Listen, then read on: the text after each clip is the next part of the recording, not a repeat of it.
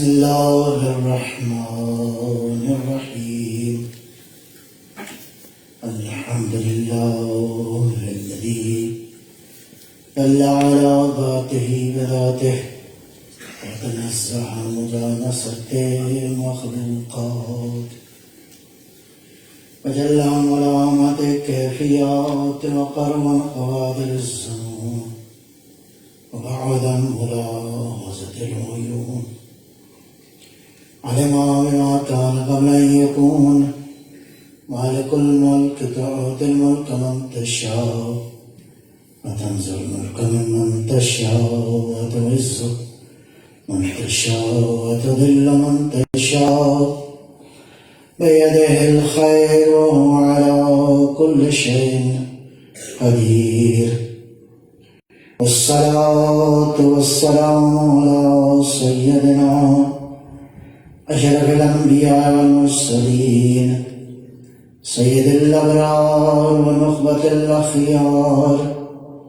زين الرسالة والنبوة ينبوع الحكمة والفتوة نبي الأنبياء وسبي الأصفياء الذي بنوره استغاث الأنوار واستنطارت الشموس والأقمار وبظهوره تجلت الأسرار الذي في السماء اسمه أحمد وفي الأرض بالقاء اسم محمد اللهم صل على محمد وآل محمد وعجل فرجه وعلى علي بن عمه كاشف غمه سيد الأولياء والأوصياء أسد الله الغالب غالب على كل غالب الذي حبه فرض على الحاضر والغائب مولانا بالسبتين أمير المؤمنين علي بن أبي طالب اللهم صل على محمد وآل محمد وعجل فرجه وعلى أولاده الطيبين الطاهرين المعصومين وتجلى على العباد الداعين إلى الخلق في جميع الأعصار والأقطار ذوي المآثر والآثار خير القرون الذين يبين للناس مناهج الحلال والحرام أهل البيت المطهرين من الرجس والآثام ورحمة الله وبركاته أما بعد وقد قال الحكيم بسم الله الرحمن الرحيم قد أفلح المؤمنون صلوات محمد اللهم صل على محمد وآل محمد وعجل فرجه یہ گھڑیاں یقیناً عبادت کی، یہ محفل عبادت کی ہے، خدا سے قرب کا ذریعہ ہے۔ ان مجلسوں سے، ان محفلوں سے اللہ کا تقرب حاصل کرنا بہت آسان ہے، اس لیے کہ جہاں حسین کا ذکر ہو، جہاں قرآن کا ذکر ہو، وہ ذکر خدا کے قریب کرتا ہے۔ تو عرض کیا آپ کی خدمت میں، قرآن جو کہ انسان کی ہدایت کے لیے آیا، اللہ نے آسمانی کتابیں بھیجی، لیکن وہ کتاب جس کے بارے میں اللہ نے فرمایا نحن نزلنا الذکر وإنا له لحافظون، وہ کتاب جس کو ہم نے نازل کیا ہے اور ہم خود اس کے محافظ ہیں۔ یہ وعدہ سابقہ کتابوں کے بارے میں اللہ نے نہیں فرمایا۔ اس کی بنیادی وجہ جو سمجھ میں آتی ہے، اس لیے کہ آخری نبی جب تشریف لائے تو اس آخری نبی کے آنے کا معنی یہ ہے کہ ہدایت کے کسی پرفیکٹ اور کامل ورژن کی ضرورت تھی۔ دیکھیں ایجوکیشنل سسٹم کے اندر 3 چیزیں ہوتی ہیں امپورٹنٹ۔ ایک معلم کی ضرورت ہے، پڑھانے والا استاد۔ ایک جو ہے وہ اسٹوڈنٹ کی ضرورت ہے، متعلم۔ اور جس سطح کا اسٹوڈنٹ ہے اسی سطح کا ضرورت ہے کریکلم موجود ہو۔ یہ بیسک نیڈ ہے ایجوکیشنل سسٹم کی۔ تو اللہ کی ہدایت کے حوالے سے خدا کریم نے اسٹوڈنٹس کو بعد میں بھیجا، ٹیچر کو پہلے بھیجا۔ جی استاد جو ہے پروردگار نے اس کا انتظام پہلے فرمایا اور علم دیا اتنا کہ اسٹوڈنٹ اگر جتنا بھی طاقت کے پرواز رکھتا ہو استاد میں کمی نہیں ہونی چاہیے۔ جی وعلم آدم الاسماء کلہا، یہ اسماء پہ بہت ساری تفصیلی بحثیں ہیں، لیکن یہ واضح ہے کہ اللہ نے جو علم دیا اس کے مقابلے میں فرشتوں کا علم تھوڑا تھا۔ جی علم آدم الاسماء کلہا تو انبئونی باسماء ہؤلاء، اللہ نے پوچھا ان اسماء کی حقیقت بیان کرو۔ البتہ یہ جو عمومی طور پہ ان اسماء کے بارے میں رائے ہے، اس رائے کے حوالے سے یہ اسماء در حقیقت اس کائنات کی حقیقتیں ہیں، وہ سادہ سادہ باتیں نہیں ہیں جو بعض مفسرین نے بیان کی ہیں۔ کیوں اس کے مقابلے میں ان اسماء کا جب امتحان ہوا تو فرشتوں نے کہا کہ پروردگار ہم تو اتنے ہی جانتے ہیں جتنا تو نے ہمیں دے دیا ہے۔ جی یہ فرشتوں نے اقرار کیا کہ تیرا جو بنایا ہوا خلیفہ ہے اس کے علم میں فرشتوں نے، یہ فرشتوں کا ادب تھا، یہ فرشتوں نے حقیقت کو تسلیم کیا کہ پروردگار ہم جو جانتے ہیں وہ تو اتنا ہی ہے جتنا تو نے دے دیا ہے، اور جتنا تو نے آدم کو دیا ہے تو بہتر جانتا ہے۔ جی تو آدم کو جو علم دیا فرشتوں کے علم کے مقابلے میں وہ علم اتنا زیادہ تھا کہ بالآخر اللہ نے بیان فرمایا کہ میں نے تمہیں بتایا تھا کہ انی اعلم ما لا تعلمون، جو میں جانتا ہوں اس خلیفہ نے کیا کرنا ہے، اس کی حقیقت کیا ہے، تم اس کے ظاہر کو دیکھ رہے ہو، تم دیکھ رہے ہو کہ میں نے مٹی سے بنایا ہے، یہ اس کا ظاہر ہے، اس کا باطن اتنا بلند ہے کہ تمہارے علم سے بھی زیادہ اس کا علم۔ تو یہ نظام سلسلہ چلا، انبیاء آتے رہے اور شاگرد بھی آتے رہے۔ یہ جو انبیاء مختلف معجزات لے کر آئے، all the prophets they brought different types of miracles۔ کیوں؟ انبیاء جو مختلف معجزات لے کر آئے اس کی ایک وجہ یہ ہے کہ لوگوں کی ضرورت مختلف تھی، لیول آف انڈرسٹینڈنگ مختلف تھا، لیول آف انفارمیشن مختلف تھا، لیول آف پرسپشن مختلف تھا۔ تو کسی زمانے میں کسی سطح کے علم کی ضرورت تھی، کوئی ایک زمانہ تھا جس میں جادوگری زیادہ تھی، تو اللہ نے اس کے مقابلے میں انبیاء کو ایسا بھیجا کہ وہ جادو کا توڑ موجود تھا ان کے پاس۔ اسی زمانے میں اور مسائل تھے تو بہرحال انبیاء مختلف معجزات لے کر آئے، علم بھی مختلف لیول کا تھا، مختلف صحیفے بھی نازل ہوئے۔ بعض علماء کے مقابل 313 صحیفے نازل ہوئے ہیں، بڑی 4 کتابوں کے علاوہ۔ ابراہیم علیہ السلام صحیفے لے کر آئے، ادریس علیہ السلام، ادریس کا لفظ جو ہے وہ درس سے ہے۔ یہ خوبصورت بات ہے کہ حضرت ادریس علیہ السلام کا نام کچھ اور تھا غالباً، جو مجھے یاد پڑ رہا ہے، اخنوخ، اس عبرانی زبان کے اندر تو نام پڑ گیا ادریس درس دینے والا، گویا اتنا درس دیا، اتنا ایجوکیٹ کیا کہ لوگوں نے کہا کہ اس کا نام ہی ٹیچر ہے، اس کا نام ہی استاد ہے۔ جناب ادریس علیہ السلام نے بہت سارے علوم، یہ جو آج city town and city planning ہے، اس کے بانی حضرت ادریس علیہ السلام، تقریباً اپنے زمانے میں لوگوں کو 70 لینگویجز جو ہے وہ حضرت ادریس علیہ السلام نے سکھائیں۔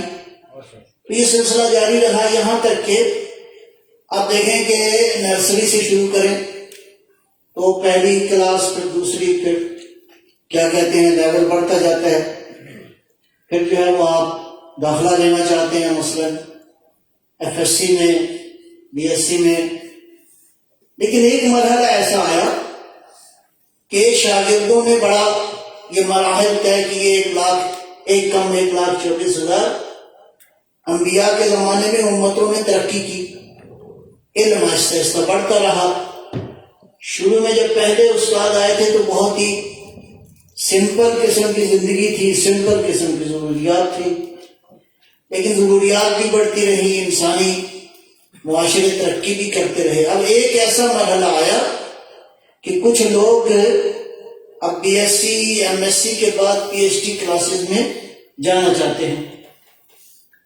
اب اس لیول کے لوگ ہو گئے ہیں، اس میں کون کون شامل ہے؟ مثلا ابو ذر ہے، اس میں سلمان فارسی ہے، اس طرح کے لوگ ہیں جو یونیورسٹی میں ایڈمیشن لینے کے قابل ہو گئے ہیں۔ تو اس کا مطلب یہ ہے تینوں چیزیں، آپ جب یونیورسٹی میں PhD کی کلاسز ہونا چاہیے تو استاد کس لیول کا ہو؟ PhD کا ہو، جی، کریکلم کس کا ہو، کس سطح کا ہو؟ PhD کا ہو۔ تو اس کا مطلب ہے اگر اسٹوڈنٹ PhD کی کلاسز میں، پوسٹ گریجویشن کی کلاسز میں اگر جانا چاہتے ہیں تو اس کا مطلب ہے کریکلم بھی اتنا ہو اور استاد بھی اتنے ہوں۔ اب ظاہر ہے کہ یہ زمانہ جاری ہے قیامت تک کے لیے، اب انسان ترقی کر گیا ماشاءاللہ، اور بھی اب انسان نے پڑھنا ہے۔ تو سوال تو ابھی بھی باقی ہے کہ انسان اگر علم حاصل کرنا چاہ رہا ہے، ابھی تو ٹیکنالوجی میں، مختلف سائنسز کے اندر، سوشل سائنسز میں، نیچرل سائنسز میں انسان بہت ساری ترقی کر رہا ہے۔ تو اس ترقی کے حوالے سے کوئی ایسا کریکلم ہے جو آج کے دور میں بھی انسان کی رہنمائی کرے؟ کہیں یہ نہ ہو کہ لوگ کہیں کہ ہم نے ٹیکنالوجی میں بہت ترقی کر لی ہے تو آج ہمیں گائیڈنس کی ضرورت نہیں ہے، نہیں، آج بھی ضرورت ہے۔ تو اس اعتبار سے ایک کریکلم کی ضرورت ہے۔ اگر ایک کریکلم کی ضرورت ہے تو قرآن کی شکل میں وہ موجود ہے، جو کہ پرفیکٹ ورژن ہے، جو کہ لاسٹ ورژن ہے ہدایت کا۔ اب کتاب موجود ہو، اسٹوڈنٹ بھی موجود ہو، تو سوال پیدا ہوتا ہے نا، کوئی ایسا استاد بھی ہونا چاہیے، کوئی ایسا استاد جو قرآن کی ساری حقیقت کو پڑھا سکتا ہو۔ تو اس کا مطلب ہے جب تک قرآن ہے کوئی ایک ایسا استاد چاہیے جو قرآن کامل طور پر جانتا ہو۔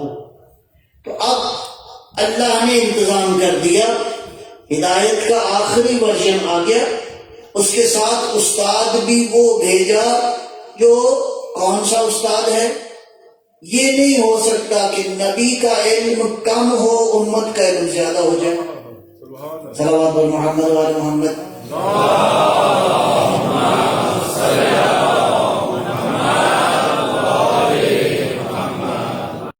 یہ سارے انسان جو ہے قیامت تک آئیں گے، یہ نبی کی امت میں سے ہیں، یہ پیغمبر کی امت میں سے ہیں۔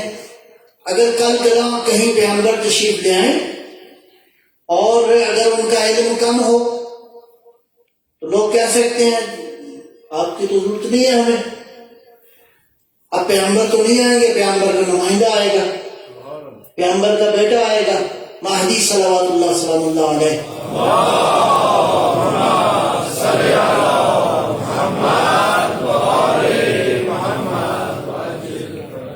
تو دیکھیں مہدی جب آئیں گے تو اگر مہدی کا علم کم ہوا اور سائنسدانوں کا علم زیادہ ہوا تو تو پھر نظام چلے گا نہیں.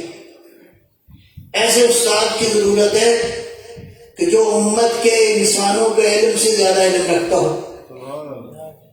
ورنہ اللہ کی ہدایت کے نظام میں نقص آ جائے گا اور خدا کی ہدایت کا نظام ناقص نہیں ہو سکتا. جی اس لیے ارشاد فرمایا کہ اللہ نے تمہاری ہدایت کے لیے رسول کو بھیجا، یزکیکم، جو تمہیں پیور کرتا ہے، تمہارا تزکیہ کرتا ہے، پیوریفائی کرتا ہے تمہیں. وَيُعَلِّمُكُمُ الْكِتَابَ وَالْحِکْمَةَ، تمہیں کتاب و حکمت بھی تعلیم دیتا ہے، دیتا رہے گا. خوبصورت لفظ یہ ہے کہ یعلمکم، یزکیکم. عربی زبان میں اس کو کہتے ہیں فعل مضارع. فعل مضارع کا جو میننگ ہے وہ حال کا بھی ہے، پریزنٹ ٹینس بھی ہے اس میں، اور فیوچر ٹینس بھی ہے. ہو رہا ہے، ہوتا ہے، ہوتا رہے گا. یزکیکم، تمہاری تربیت بھی کر رہا ہے. یعلمکم، تمہیں علم بھی دیتا رہے گا. جی اس کے بعد آیت کا اگلا حصہ یہ ہے یعلمکم ما لم تکونوا تعلمون، اور تمہیں اس کا بھی علم دے گا جو تم نہیں جانتے. اللہ اکبر، عجیب آیت قرآن کی. تو عزیزان گرامی، اب یہ جو ہے نا یزکیکم ویعلمکم، اس کو سمجھنے کی ضرورت ہے. یزکیکم کیا ہے؟ پیوریفیکیشن. یہ پیوریفیکیشن کس کی ہے؟ اس کو ذرا توجہ فرمائیں گے. پیغمبر تمہیں پیوریفائی کر رہا ہے. کس اعتبار سے؟ Your thoughts, your belief system, your manners, your soul, your society. یہ مختلف ڈائمینشنز ہیں جو پیغمبر کا، ہادی خدا کا، جو اللہ کی طرف سے ہادی ہے، اس کا کام ہے کہ تمہارے تھاٹس کو، تمہارے بلیف سسٹم کو پیور کرے. اس لیے کہ بہت یہاں پہ مشکل آ سکتی ہے، کیونکہ یہاں پہ وہ جو ہے نا، وہ جو ظالم دشمن ہے وہ بھی مسپرنگ کرتا ہے، حمزات الشیاطین، وہ بھی مسلسل یہاں کو کرپٹ کرنے کی کوشش کرتے ہیں. اور کل میں نے عرض کیا یو آر یور تھاٹس. انسان کی ساری حقیقت جو ہے وہ اس کے تھاٹس سے. تھاٹس اور بلیف سسٹم اگر کرپٹ ہو گیا تو سارا جسم، سارا وجود، سوسائٹی بھی تباہ ہو جائے گی. Again purifies your manners, your attitude, your behaviour, purifies your society. تو یہ یزکیکم ہے. پیغمبر تزکیہ کر رہے ہیں، پیوریفائی کر رہے ہیں مسلسل. اس کا مطلب یہ سسٹم جاری ہے. وَيُعَلِّمُكُمُ الْكِتَابَ وَالْحِکْمَةَ، کتاب کا اگر اس کو لے لیں اس انداز سے کہ کتاب یعنی جو انفارمیشن کا سورس ہے، تو پیغمبر تمہیں انفارمیشن بھی دے رہے ہیں، دیتے رہیں گے. والحکمہ، اور وزڈم ہے. Information plus wisdom. کتنی انفارمیشن دے سکتے ہیں؟ یعلمکم ما لم تکونوا تعلمون. قیامت تک جو تم نہیں جانتے تمہیں پیغمبر علم دینے کی صلاحیت رکھتے ہیں. اور تمہیں کتنا علم دیا ہے اللہ نے؟ اب قرآن کی آیت ہے وَمَا أُوتِيتُم مِّنَ الْعِلْمِ إِلَّا قَلِيلًا. تمہیں تو مختصر سا علم دیا ہے، قلیل علم ہے. اس کا مطلب ہے علم قلیل ہے جس کے مظاہر آپ دیکھ رہے ہیں.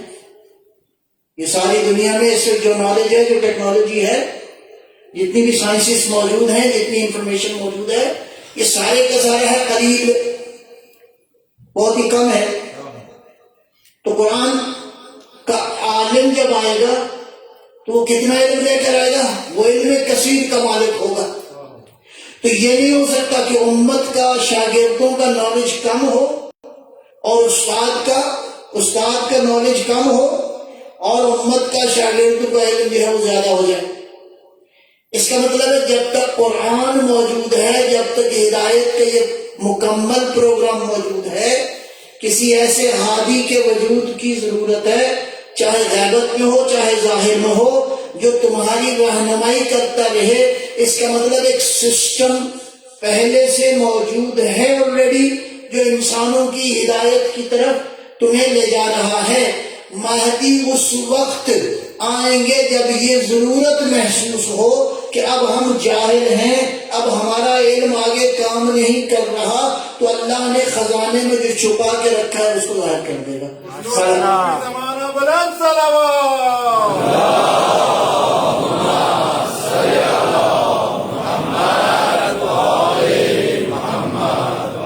یہاں پہ ایک نقطہ اس سے جو مربوط ہے وہ ہے اللہ نے وعدہ کیا ہے۔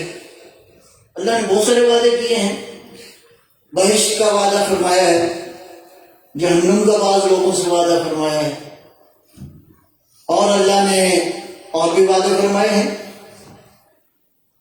ان وعدوں میں سے ایک وعدہ جو ہے وہ سورہ نور میں اللہ نے وعدہ فرمایا ہے، اور اللہ کے وعدے جو ہیں ظاہر سچے ہیں۔ جی اللہ کی ذات سچی ہے، سچے نے سچا وعدہ کیا ہے۔ وعدہ کیا فرمایا ہے؟ وعد اللہ الذین آمنوا منکم وعملوا الصالحات، تم میں سے جو ایمان لے آئیں اور اچھے عمل کریں۔ ایمان، فیتھ پلس گڈ ڈیڈس، جو یہ کام کرے گا اللہ کا وعدہ ہے۔ کیا وعدہ ہے اللہ کا؟ وعد اللہ الذین آمنوا، کیونکہ مومن کی بات ہو رہی ہے، مومن معاشرے کی بات ہو رہی ہے۔ البتہ اللہ نے قرآن کریم کے مطابق 14 مختلف کیٹیگریز ہیں جن سے جنت کا وعدہ کیا ہے۔ متقین سے وعدہ کیا ہے، مومنین سے وعدہ کیا ہے، صالحین سے وعدہ کیا ہے، شہداء سے وعدہ فرمایا ہے، اسی طرح جو نیک لوگ ہیں ان سے وعدہ فرمایا ہے، اسی طرح انبیاء سے وعدہ فرمایا ہے، اسی طرح قرآن نے اصحاب یمین سے وعدہ فرمایا ہے۔ یہ مختلف 14 طبقات ہیں جن سے اللہ نے، ان میں ایک طبقہ جو ہے مومنین کا طبقہ ہے۔ اب ان سے ایک خاص وعدہ اس دنیا کے حوالے سے اللہ نے فرمایا ہے۔ تو آپ میں سے جو مومن ہیں انشاءاللہ کے سارے مومن ہیں، آپ سب سے اللہ نے ایک وعدہ فرمایا ہے۔ کیا؟ وعد اللہ الذین آمنوا منکم وعملوا الصالحات لَيَسْتَخْلِفَنَّهُمْ فِي الْأَرْضِ، اللہ نے مومنوں سے وعدہ فرمایا ہے، تم میں سے وہ لوگ جو کہ ایمان لائیں اور اچھا عمل کریں گے، وعدہ یہ کیا ہے کہ تمہیں دنیا میں خلافت دے گا۔ اس کا مطلب ہے جو الٹیمیٹ خلافت، نظام خلافت ہے، جو الٹیمیٹ اس دنیا کا نظام ہے، اللہ کا وعدہ یہ ہے کہ وہ اللہ ایمان والوں کو، اچھے لوگوں کو عطا فرمائے گا۔ آگے کیا فرماتا ہے؟ آگے فرمایا جو ایک وعدہ اور کیا ہے، وَلَيُمَكِّنَنَّهُمْ دِينَهُمْ الَّذِي ارْتَضَىٰ لَهُمْ، اور اللہ دین کی حاکمیت قائم کرے گا، دین حاکم ہو جائے گا، دین غالب ہوگا۔ ایک اور جگہ فرمایا کہ میں اور میرے انبیاء غالب آئیں گے۔ اللہ کی قدرت کو تو چیلنج نہیں ہے، اس سے مراد دین کا غلبہ ہے۔ لَقَدْ اللَّهُ لَأَغْلِبَنَّ أَنَا وَرُسُلِي، اللہ نے لکھ دیا ہے، وہ it is inevitable، it is inevitable، it will happen۔ کیا ہوگا؟ میں بھی غالب آؤں گا اور میرے انبیاء بھی غالب آئیں گے۔ تو یہ دین کا غلبہ ہونا ہے، لیکن یہ دین کا غلبہ جو ہونا ہے اس کے لیے ارشاد فرمایا وَلَيُمَكِّنَنَّ، بہت زیادہ تاکید ہے اس میں، definitely definitely definitely, at least 3 times ہے۔ ہم اس کو ممکن بنائیں گے، تمکن دیں گے، حاکمیت قائم ہوگی، اور ہمارا عقیدہ یہ ہے کہ 2 شخصیات آئیں گی، مہدی علیہ الصلوۃ والسلام تشریف لائیں گے،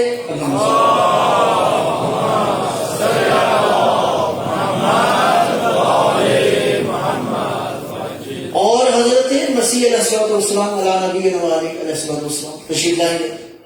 یہ دونوں ہستیاں مل کر اس زمین پر خدا کے نظام کو، اللہ کے نورانی دین کو نافذ کریں گے۔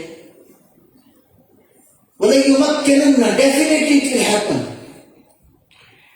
ہیپن ہوگا۔ آگے جو جملہ ہے قابل غور ہے، کون سا دین؟ یمکنن لہم دینہم، ان کے لیے، ان مومنین کے لیے جن سے اللہ نے وعدہ کیا ہے، ان مومنین کے لیے ان کا دین، مومنوں کا دین کون سا ہے؟ مومنوں کا دین کون سا ہے جی؟ ہاں، یہاں پہ آیت بیان کر رہی کون سا دین؟ وہ دین الذی ارتضی لہم، وہ دین جس پہ اللہ راضی ہوا، جی وہ دین جس پہ اللہ راضی ہوا، ظاہر ہے کہ وہ دین اسلام ہے۔ عجیب حقیقت یہ ہے کہ قرآن کریم میں یہ جو اللہ دین پہ راضی ہے، یہ اصطلاح، یہ ٹرمینالوجی، یہ ورڈنگ جو ہے دو جگہ پہ استعمال ہوئی ہے۔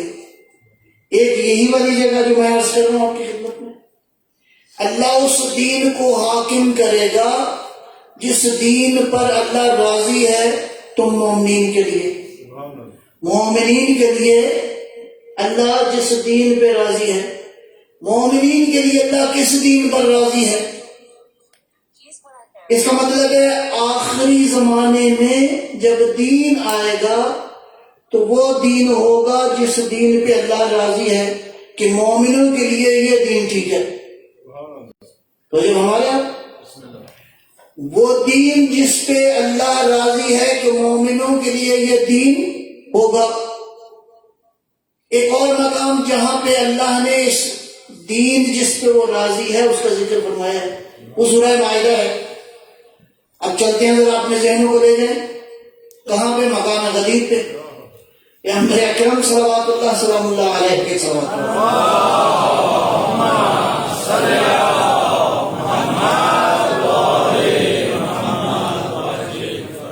رسول کائنات نے، غدیر ساری تفصیل نہیں میں نے جانا، اشارے کرنا ہے، رسول کائنات نے خطبہ دیا غدیر کے مقام پر، اور خطبہ دینے کے بعد اس لیے کہ حکم آیا تھا اللہ کی طرف سے، میرا رسول پہنچا دو جو تیرے رب کی طرف سے ہے، اگر نہیں پہنچایا تو 1,24,000 نبیوں کی زحمت جو ہے وہ گویا صفر ہو جائے گی، کچھ نہیں ہوگا۔ یہ تو بڑی پکی بات ہے، اگر کچھ لوگ مل کر کچھ بلین ڈالر خرچ کریں، ایک بڑی یونیورسٹی بنائیں اور ساری یونیورسٹی کے جو کچھ اس کے اندر چاہیے وہ بھی موجود ہو، بالکل فرنشڈ ہو، بالکل اس کے اندر جو ضروریات ہیں وہ ساری موجود ہوں، ٹرانسپورٹیشن کا سسٹم بھی بہترین ہو، طلبا کی ضروریات کی ہر چیز، لائبریری بھی موجود ہو، پڑھانے والے بھی ٹاپ کے ہوں، تو اتنی محنت، کئی ملین، فرض کیا 1 بلین ڈالر خرچ کر کے وہ یونیورسٹی بنا دیں، کوئی ایک آدمی بنا دے، اور جب اس کا آخری وقت ہو کہے کہ ٹھیک ہے خود ہی کر لینا۔ بات سمجھ میں آتی؟ نہیں آتی؟ جس نے ساری زندگی لگا کر، پیغمبر اکرم کا فرمان ہے کہ تم میں سے اگر 2 آدمی کہیں جا رہے ہوں تو ایک لیڈ کرے اور ایک پیچھے اطاعت کرے۔ وہ نبی جس کو پتا ہے کہ کائنات کے آخری مرحلے تک اس شریعت میں رہنا ہے، کوئی سکسیشن پلان اس کے پاس ہونا چاہیے، ڈیفینیٹ ہونا چاہیے، لیکن غدیر پہ یہ بات تو دل کی تھی پیغمبر کی، پیغمبر تو ساری زندگی یہ کہتے رہے سکسیشن پلان کیا ہے، بلکہ جب پہلی دعوت دی تو فرمایا کہ میرے بعد کون ہے؟ میرا بھائی، میرا اخی، میرا وزیر، میرا خلیفہ کون ہے؟ علی ہے، اور میرے بعد جو ہے تم نے اس کی اطاعت کرنی ہے۔ وہ جن کو عربی آتی تھی نا ان کو سمجھ آ گئی، کہا آج ہی سے پیغمبر نے اعلان کر دیا کہ سکسیشن پلان میں پیغمبر کے بعد کون ہوگا؟ علی ابن ابی طالب صلی اللہ علیہ وسلم۔ امام علیہ السلام اور بلند صلوات۔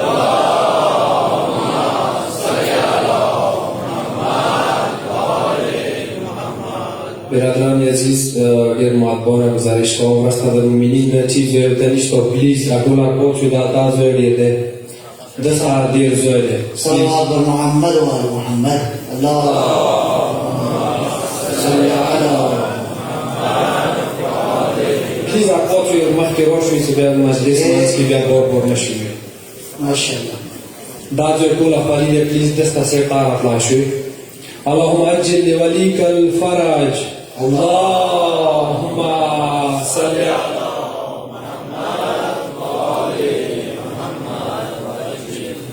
البتہ یہ قرآن کا حکم ہے فافصحوا فی المجالس، مجلس میں جگہ دو، ہیں جگہ پیدا کرو تاکہ باقی لوگ بھی آ جائیں. ایک بار پھر صلوات پڑھیں گے انشاءاللہ.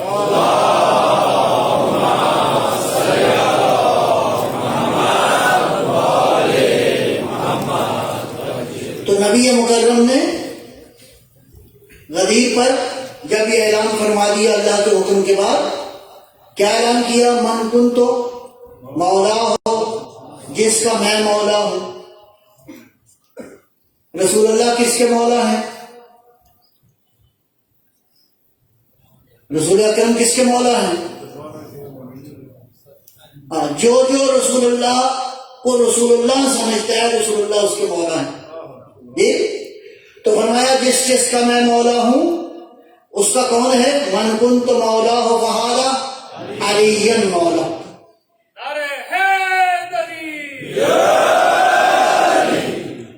دیکھیں یہ پیغمبر کے اس قول میں بہت ساری چیزیں ہیں. ایک نقطہ کی طرف توجہ دلاؤں گا. من کن تو مولا فا، یہ فا بہت امپورٹنٹ ہے. یہ فا عربی زبان میں فا کا میننگ ہے فوراً بعد، بلا فاصلہ. فاصلہ نہیں، نہ ٹائم کا فاصلہ نہ کسی اور چیز کا فاصلہ.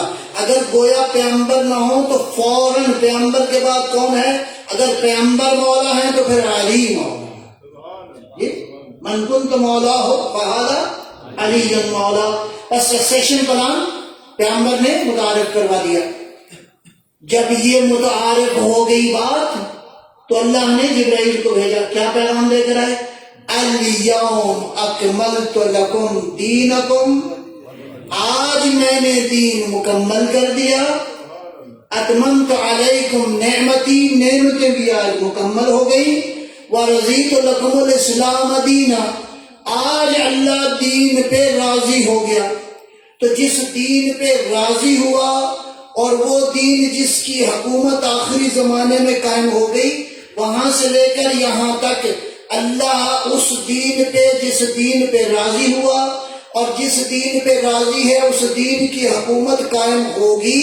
کون سا دین ہے جس دین پہ اللہ راضی ہوا؟ راضی ہونے والا دین، یہاں پہ لفظ ہے ارتضا، وہاں پہ ہے رضی، تو میں راضی ہو گیا. یہاں پہ ارتضا کا لفظ ہے. گویا وہاں سے لے کر یہاں تک درمیان میں یہ معلوم ہونا چاہیے اللہ کا دین وہ ہے جس پہ وہ راضی ہوا. راضی اس وقت ہوا جب مرتضیٰ کی ولایت کا اللہ نے اعلان کر دیا. بہت بلند صلوات.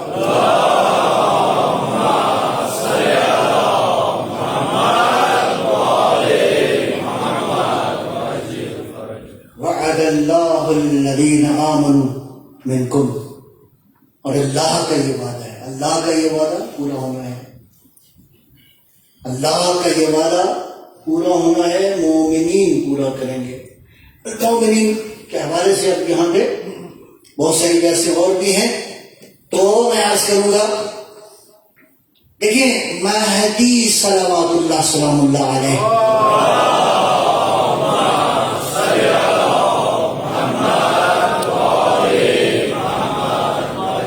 آیا ایک فرد کا ظہور ہے،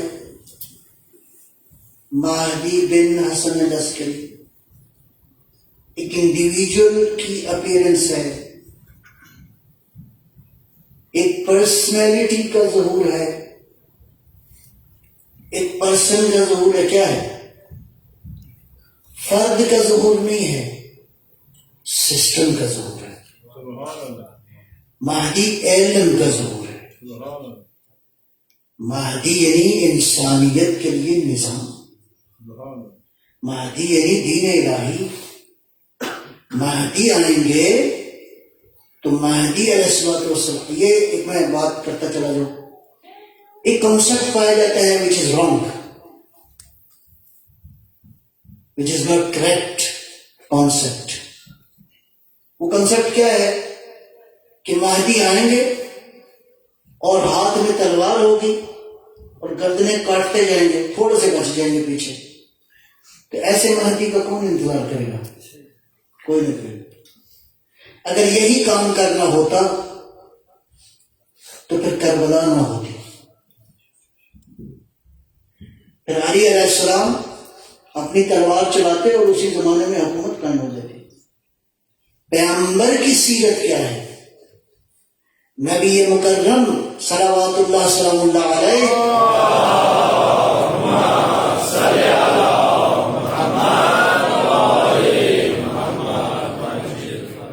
اعلان نبوت کے بعد 13 سال مکہ میں رہے اور 10 سال مدینہ میں.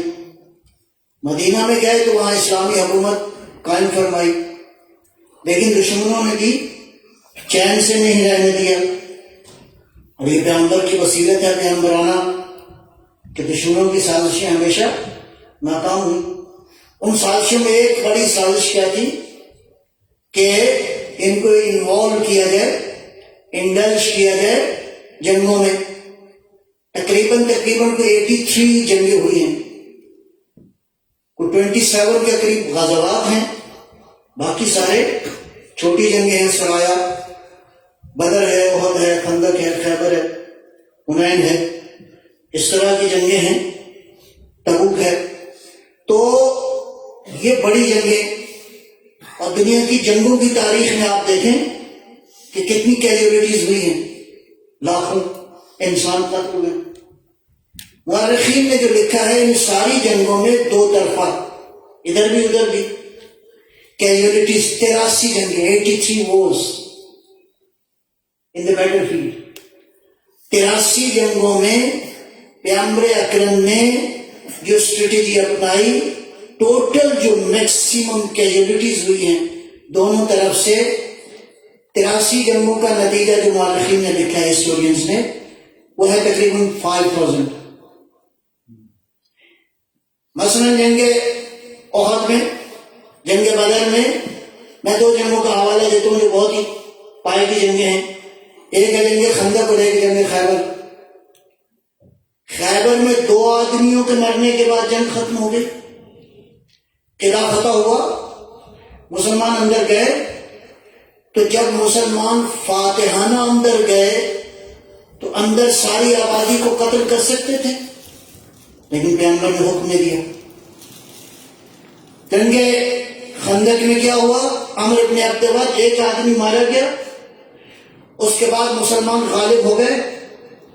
اگر مسلمان چاہتے تو جتنے مخالفین تھے سب کو تہہ تیغ کر دیتے، لیکن پیغمبر نے اجازت نہیں دی. گویا پیغمبر حتی الامکان اپنی پوری طاقت اور قوت کے ساتھ پیغمبر نے کوشش فرمائی کہ زمین پر کسی انسان کا خون نہ گرے. یہ ہے پیغمبر کا میسج. گویا جنگوں کے اندر بھی انسانی خون کو نہیں زمین خدا پہ گرنے دیا. عزیزان گرامی، پیغمبر کو جنگیں کرنے نہیں آئے تھے. انبیاء نے اگر فائٹ کرنا ہوتا تو سارے انبیاء فائٹ کرتے تو معاملہ کہیں کا کہیں پہنچ جاتا. نہیں، اصل میسج یہ تھا کہ انسانوں کے شعور کو بیدار کیا جائے، ان دلوں کو منور کیا جائے، انسان کو علم اور عقل کے راستے پر ڈالا جائے تاکہ یہ اپنے چوائس کے ساتھ دین خدا کو قبول کرے. لا اکراہ فی الدین، زبردستی نہیں ہے. آپ اپنا پوائنٹ آف ویو اچھے طریقے سے پہنچائیں. اگر اس میں سالڈ دلائل ہوئے، اگلا قبول کرے نہ کرے اس کی مرضی ہے. وما علینا الا البلاغ، یہ بنیادی اصول. تو عزیزان گرامی، یہ تصور درست نہیں ہے کہ مولا مہدی آئیں گے، ہاتھ میں تلوار ہوگی، گردنیں اڑاتے جائیں گے، تھوڑے سے وہ لوگ بچیں گے اور حکومت قائم ہوگی. نو، ایسا نہیں ہے، ہرگز ایسا نہیں ہے. کون مہدی آئے گا؟ العلم المسبور، وہ جس کے وجود میں اللہ نے علم کو ڈالا ہے، وہ علم لے کر آئے گا. گویا مہدی ریزننگ کے ساتھ دنیا کو دعوت دے گا، دلائل کے ساتھ، علم کے ساتھ. میں عرض کروں گا، البتہ بعض مورخین نے لکھا ہے امام آئیں گے تو ٹیکنالوجی ختم ہو جائے گی اور تلوار کا زمانہ دوبارہ آ جائے گا. کیا واقعی ختم ہو جائے گی ٹیکنالوجی؟ ہے کوئی بات سمجھ میں آتی؟ ہاں، میں اس کی تعریف، میں اس کو یوں انڈرسٹینڈ کیا ہے میں نے، یا اصولاً یوں بنتی ہے بات، ٹیکنالوجی ختم نہیں ہو جائے گی. جب مولا آئیں گے تو جب ہائی ٹیک آ جائے گا تو یہ ٹیکنالوجی ختم نہیں ہوگی، خود بخود شرمندہ ہو جائے گی، اس کی ضرورت ہی نہیں پڑے گی. جب انسان ارادے سے پرواز کرنا شروع کر دے گا تو پھر جہازوں کی ضرورت نہیں پڑے گی. ایسا نہیں کہ مولا آئیں گے کہ علم کی مخالفت کریں گے، خبردار سب کچھ بند کر دو، نہیں. جب اس سے بڑی ٹیکنالوجی آئے گی، اس کا مطلب ہے مہدی کا ظہور یعنی علم کا ظہور ہے. مہدی کا ظہور انٹلیکٹ کا ظہور ہے، مہدی کا ظہور وزڈم کا ظہور ہے. یعلمکم ما لم تکونوا تعلمون. مہدی آئے گا، اس آیت کی تفسیر اپنے جد امجد کی روشنی میں کہے گا کہ میرے جد امجد کے بارے میں اللہ نے یہ فرمایا تھا کہ تمہیں علم دے گا جو کچھ نہیں جانتے. اس کا مطلب ہے مہدی وہاں سے شروع کریں گے کہ جانتے ہو تو ٹھیک ہے، جو نہیں جانتے وہ ممبر سرونی پر بیٹھ کر مہدی بتائیں گے. اس زمانے کا انسان خالی زمینی نہیں رہے گا بلکہ آسمانوں کے ساتھ کی ایکسس ایزی ہو جائے گی. خوشنود امام زمانہ بلند صلوات.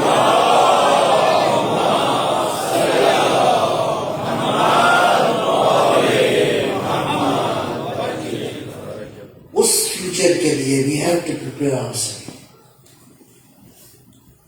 یہ نہیں کہ جنگیں ہوں گی اور ہم بھی تلواریں لے کے جائیں گے، پتہ نہیں کون سا اسلحہ لے کے جائیں گے. اگر جنگیں کرنی ہوتی تو 1,24,000 نبیوں کو اللہ کہتا مارو، نہیں. خدا نہیں چاہتا کہ گردنیں کاٹی جائیں. ہاں، دلیل سے، نور سے، انلائٹنمنٹ سے ان انسانوں کو قلوب کو منور کیا جائے. اور یہ روایات میں موجود ہے کہ مولا جب بات کریں گے ہر انسان اپنی زبان میں سمجھے گا اور لوگ بہت جلد مسلمان ہو جائیں گے، خصوصاً ویسٹ کے لوگ، جیسا کہ روایات میں موجود ہیں. تو ویسٹ میں میری اور آپ کی ذمہ داری اسی نور کو پہنچانا ہے، اس علم کو آگے پہنچانا ہے جو اہل بیت کا علم ہے، جو ابھی منکشف نہیں ہوا. انفارچونیٹلی ابھی ٹائم ہے. وہ علم جو کتابوں میں اہل بیت کا موجود ہے اسٹل وہی اتنا زیادہ ہے کہ وہ ابھی آگے نہیں پہنچا. اس علم کو آگے پہنچانا ہے. اس کے لیے کربلا سے وابستگی ضروری ہے، کربلا سے کنیکشن ضروری ہے. مولانا مہدی زیارت ماہیہ میں جملہ ارشاد فرماتے ہیں، رجوت الفوز لدیک. اللہ اکبر، عجیب ہے. کامیابی میں اور فوز میں فرق ہے. فوز ہے عظیم ترین کامیابی، تو مولا آئیں گے تو عظیم ترین کامیابی ہوگی. جی، عظیم ترین کامیابی کے حوالے سے مولا فرماتے ہیں رجوت الفوز لدیک، میرے جد حسین میری عظیم کامیابی آپ سے کنیکٹڈ ہے. اللہ اکبر. میری امید یہ ہے کہ آپ کی وجہ سے مجھے کامیابی ملے گی. لہذا عزیزو، کربلا سے تعلق بہت ضروری ہے. کچھ ذکر میں آج انشاءاللہ علم بھی برآمد ہوگا. کون سی شخصیت؟ عباس. پیغمبر کی امید کون تھا؟ علی مرتضیٰ. حسین کی امیدوں کا مرکز کون ہے؟ عباس. کتنے شجاع تھے؟ تاریخ میں تھوڑے سے مناظر بیان کیے ہیں اور وہ کافی ہیں عباس کی شجاعت کو سمجھنے کے لیے. جنگ صفین میں ابو شاہسا ایک شخص ہے، امیر شام نے کہا کہ جاؤ مقابلے کے لیے. تو آیا کون مقابلے پہ؟ کون آیا؟ علی کا بیٹا عباس. ابو شاہسا وہ ہے کہ جو 1000 آدمیوں کے لیے اکیلا کافی ہوتا تھا. اس نے کہ میری توہین ہے کہ میں اس بچے کے مقابلے میں جاؤں، اس جوان کے. اس نے اپنے بیٹا بھیجا اور وہ بھی کم نہیں تھے. ایک بھیجا، 2 بھیجے، 3 بھیجے، یہاں تک کہ 7 بچے بھیجے، ساتوں کے ساتوں عباس کے ہاتھوں.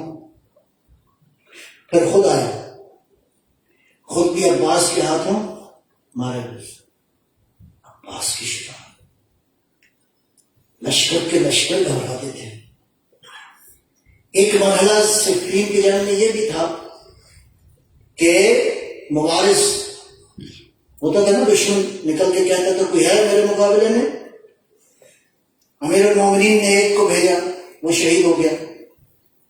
دوسرے کو بھیجا، وہ شہید ہو گیا. تیسرے کو بھیجا، وہ شہید ہو گیا. علی نے دیکھا کہ اب معاملہ کچھ اور ہے. علی نے عجیب کام کیا، تاریخ عجیب کہتی ہے یہاں پہ. بیٹے 2 اور بھی تھے، امام حسن علیہ السلام، امام حسین علیہ السلام. لیکن امیر المومنین کی اسٹریٹجی کو سمجھنے کی ضرورت ہے. محمد حنفیہ کو بھیجا بار بار. علی اپنی زندگی میں کہتے ہیں کہ کسی سے ذکر کیا، علی امام حسن اور امام حسین کو کوئی کام نہیں کہتے تھے. کوئی بھی گھر میں ادھر ادھر کہنا ہوتا تھا تو محمد حنفیہ سے کہتے تھے، جناب عباس سے حکم دیتے تھے. فرماتے تھے کہ ان کو اس لیے نہیں کہتا کہ یہ رسول اللہ کے بیٹے، اللہ، اس کو کہتے ہیں عاشق رسول، اس کو کہتے ہیں عشق رسول. تو ایک مرحلے میں مولا نے کیا کیا، جنگ صفین میں جب یہ 3 شہید ہو گئے تو اپنا لباس، اپنا جو جنگی لباس تھا وہ اتارا، اور لشکر بڑا تھا تو علی نے اپنے بیٹے عباس کا لباس خود پہنا، اپنا عباس کو پہنا. اللہ اکبر، کیا اعتماد تھا. کہا بیٹا لشکر میں تم رہو میری نیابت میں اور میں جاتا ہوں. یہ عباس کی شجاعت. یہ جو علم الحمدللہ ہم عزت کرتے ہیں اس علم کی، یہ علم عباس. آج اس کا نام کیا ہے؟ علم عباس. اور مولا کے ظہور کے حوالے سے یہ روایات میں موجود ہے کہ مشرق سے لوگ آئیں گے اور ان کے ہاتھ پہ کالے علم ہوں گے. یہ پرچم جو ہے وہ، ہاں، تو وہ کس کا علم ہوگا؟ عباس کا. یہ علم در حقیقت اسلام کا علم ہے.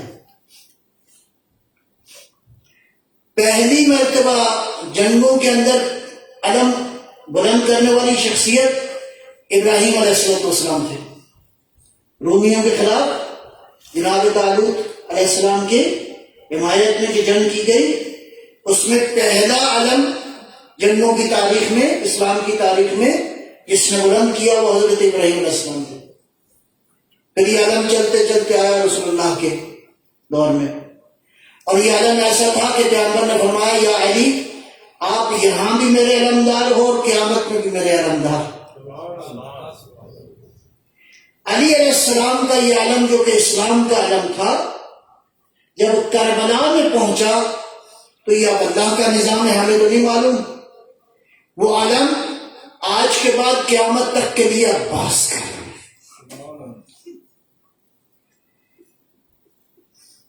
کون عباس؟ مولا امام زین العابدین علیہ السلام ایک سلام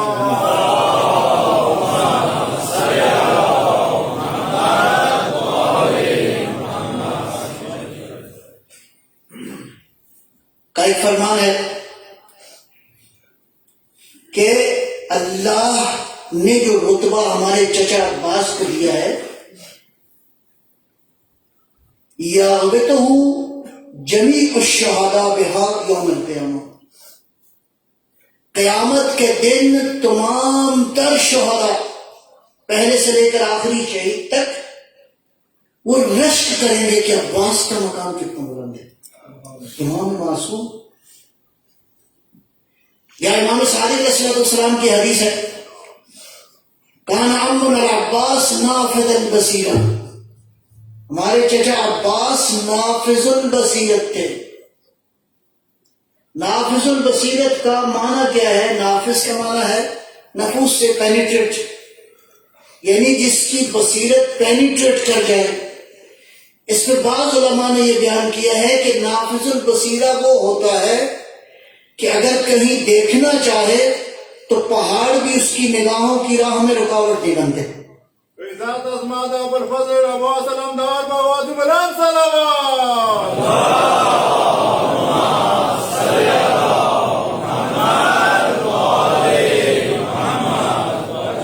بس ایک بات کہہ کے دوبارہ چلیں گے آگے. میں مثال چند منٹ عرض کروں گا. کون عباس؟ اور یہ زیارت ہے جو ہم پڑھتے ہیں، یہ زیارت معصوم سے ہے. سلام اللہ وملائکتہ المقربین وانبیائہ المرسلین وجمیع الشہداء والصالحین. سلام کس کا؟ اللہ کا. کس کا؟ ملائکہ مقربین کا، جبرائیل علیہ السلام کا، اسرائیل علیہ السلام کا، اسرافیل علیہ السلام کا، اللہ کے مقرب فرشتوں کا سلام، انبیاء و مرسلین کا سلام، ابراہیم کا سلام، موسیٰ علیہ السلام کا سلام، عیسیٰ علیہ السلام کا سلام، خود نبی اکرم کا سلام، جمیع الشہداء، اس کائنات میں اس زمین پہ جتنے شہداء گزر گئے ان سب کا سلام. فیما تقتدی و تروح، اس کا معنی یہ ہے کہ مسلسل سلام ہے، صبح بھی سلام ہے، رات کا بھی سلام، 24 آور سلام ہے. کس پر؟ علیک یا ابن امیر المومنین، آپ پر اے فرزند امیر المومنین. عباس کس شان کے مالک ہے. عباس کو ایسے نہیں باب الحوائج کہا گیا. میں ایک بات کہہ کے عرض کروں گا. مسائل علماء نے خوب کہا ہے، خدا کی قسم اگر عباس نہ ہوتے تو وفا کا لفظ کتابوں میں رہ جاتا، سمجھ نہ آتی. جنگ تبوک کی طرف جب گئے، بہت سخت راستہ تھا، تو کچھ لوگ اس سختی کی وجہ سے پیچھے بھی رہ گئے. تو اتنے میں دیکھا کہ جناب ابو ذر نہیں ہے. کسی نے کہا رسول اللہ ابو ذر نہیں ہے. کہا فرمایا ابھی اپنے ذہن میں منفی خیال نہ لاؤ، تھوڑا سا صبر کرو. کچھ دیر گزری، دور سے ایک سایہ نظر آیا. آتے آتے دیکھا کہ ابو ذر ہیں. یا رسول اللہ ابو ذر آ گئے. ابو ذر پانی کی شدت اور پیاس کی شدت کی وجہ سے آئے اور پیغمبر کے قدموں میں گر گئے. فرمایا پانی لاؤ. کہا ابو ذر کے کندھے پہ ایک مشک ہے، وہ پانی سے بھری ہوئی. کھولا، پانی ڈالا. ابو ذر خیر پہ ہے کہ یا رسول اللہ جس اونٹنی پہ میں سفر کر رہا تھا وہ آگے نہیں آ سکی تو پھر میں پیدل چلا ہوں. اور یا رسول اللہ راستے میں میں نے دیکھا ہے کہ چشمہ ہے، بہت ہی خوبصورت، تازہ پانی ہے، میٹھا پانی اس کا. تو میں نے وہ چشمے کا پانی اپنے مشکیزے میں ڈالا. اور یا رسول اللہ میں نے اس سارے راستے پانی نہیں پیا، اس لیے کہ میرے دل میں تھا کہ جب تک اللہ کا رسول کے لب اس پانی سے تر نہیں ہوں گے ابو ذر تو پانی نہیں پیے. اس کو کہتے ہیں وفا. سنو گے عزادارو، عباس 21 کی شب تھی، مولا کی شہادت کا آخری وقت تھا. مولا بستر پہ تھے اور گھر کا ماحول یہ تھا کہ کہیں زینب رو رہی تھی، کہیں ام کلثوم رو رہی تھی، کہیں حسن مشتبہ رو. عزیز صبر کرو بیٹا، صبر صبر. حسین کا تو کچھ لٹا ہے، حسین کا کیا کیا لٹا ہے.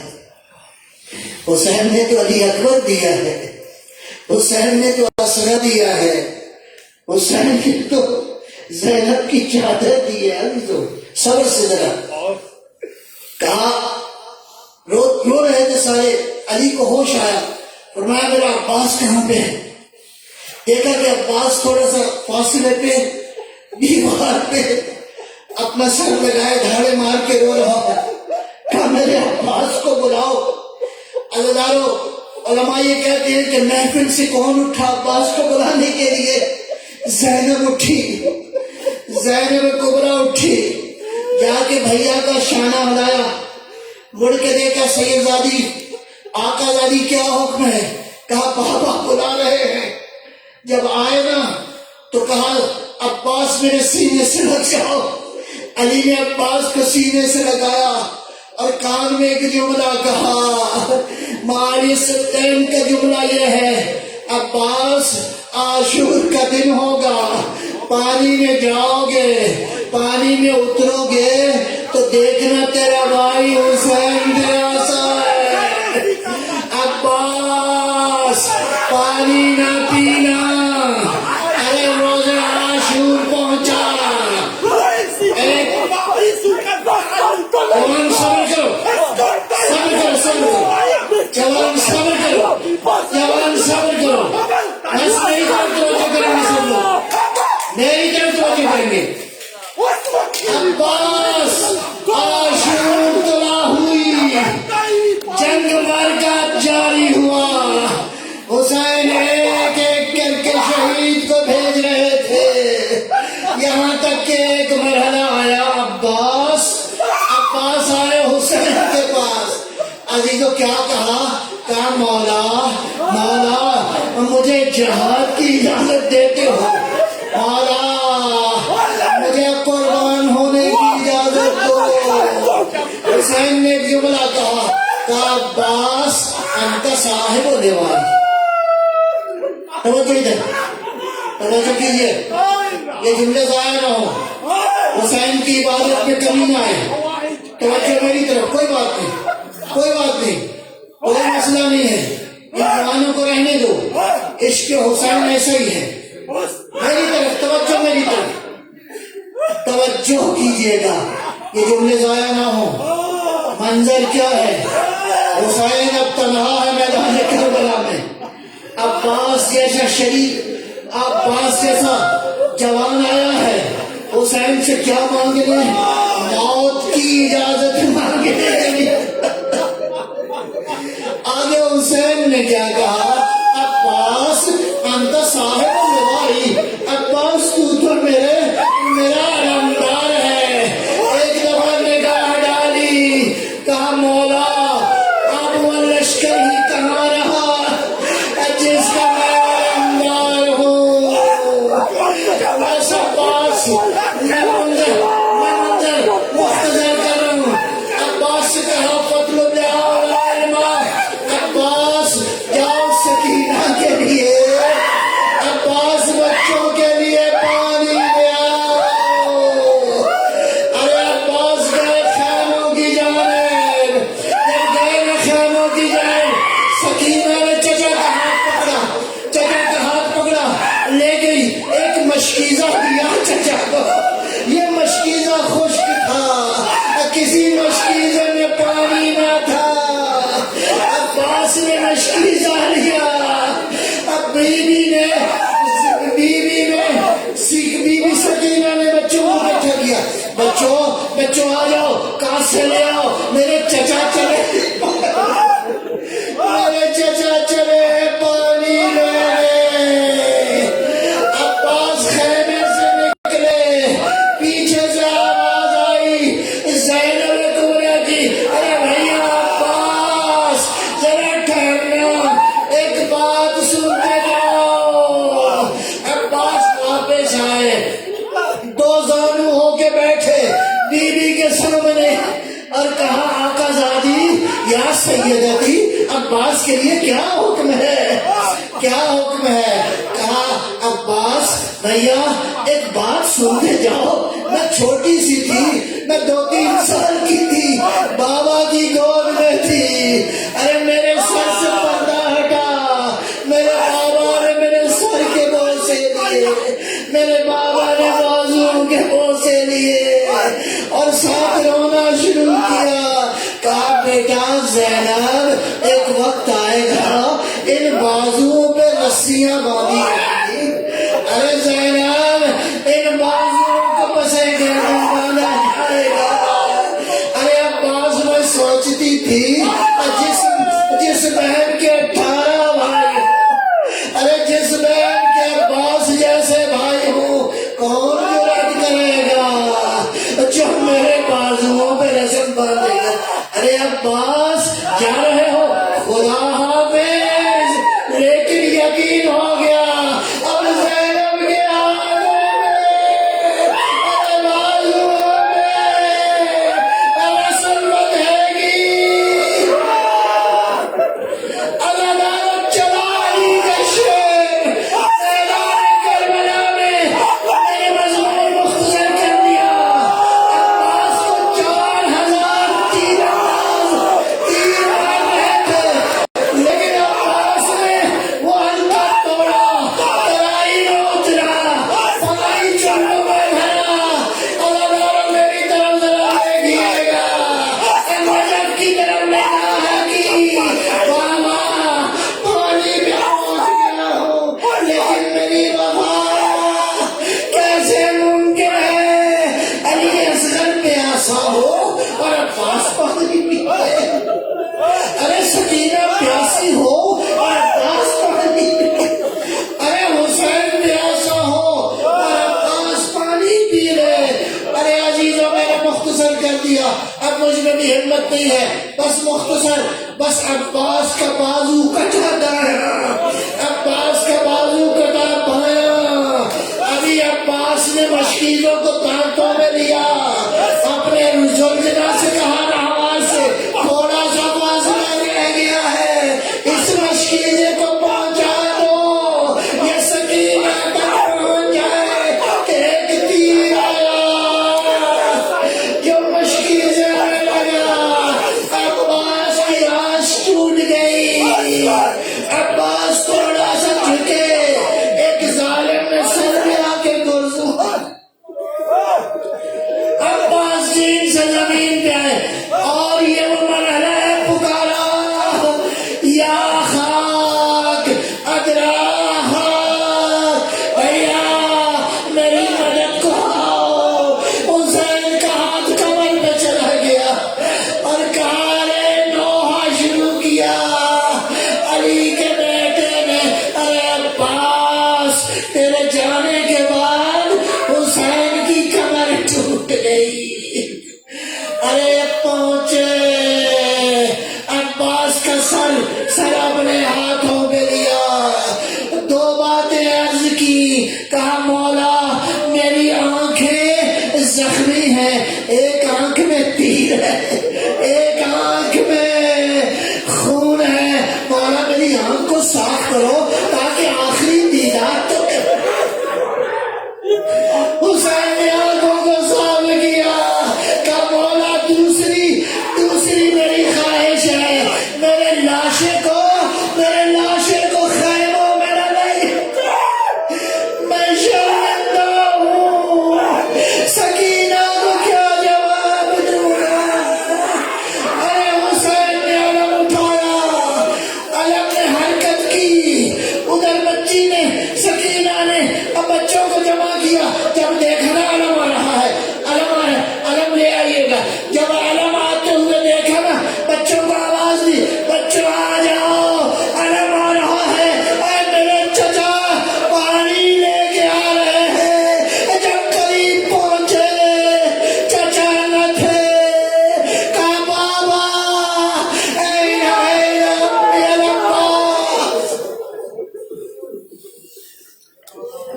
علم آیا، علم دار.